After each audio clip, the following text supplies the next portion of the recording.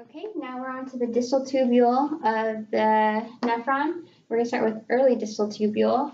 In the early distal tubule, on the apical membrane, on the inside, we have sodium chloride cotransporter, and that will actively transport out sodium chloride, obviously. And this is the site of action of thiazide diuretics. And if thiazide diuretics inactivate the sodium chloride cotransporter, it can lead to hypokalemia and metabolic alkalosis. Another side effect would be increased calcium reabsorption. And so when I think early distal tubule, I think of increased calcium reabsorption because that can be a side effect of thiazide diuretics. And also that's the effect of PTH. And this is the site of action of PTH, which loves to reabsorb calcium. Then you have the distal tubule, and here on the apical side you have an ENaC transporter for sodium reabsorption, and on the basolateral membrane you have sodium-potassium ATPase. Both of these transporters in the distal tubule are acted on by aldosterone. Aldosterone will both increase the numbers and activity of those two transporters, so reabsorption of sodium and water. So if you have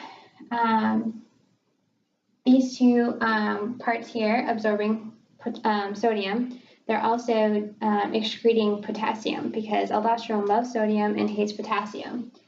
And this is the site of the potassium-sparing diuretics. So if aldosterone is there trying to get rid of potassium, you'd have the potassium-sparing diuretics acting there to spare the potassium, and it does that by being an antagonist to the aldosterone receptors.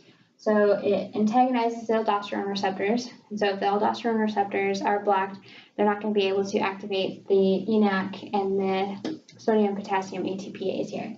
So you'll have the opposite effect of aldosterone. And aldosterone loves sodium, hates potassium. So if you have, you also have ADH acting here, which helps in reabsorption of water.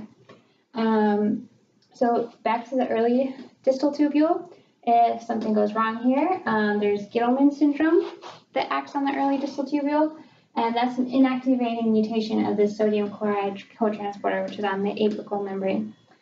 In the distal tubule, in the late distal tubule, something can go wrong here would be hyperaldosteronism. So if you have hyperaldosteronism, you're going to have hyperactivity of the ENaC on the apical and the sodium-potassium ATPase on the basolateral membrane. So you'd have increased sodium, decreased potassium, because aldosterone loves sodium, hates potassium. And if you have an increased sodium, of course, you're going to have increased water, so you'd have a side effect of hypertension with hyperaldosteronism, hypernatremia, hypokalemia, and also metabolic alkalosis because it excretes hydrogen ions. That's it.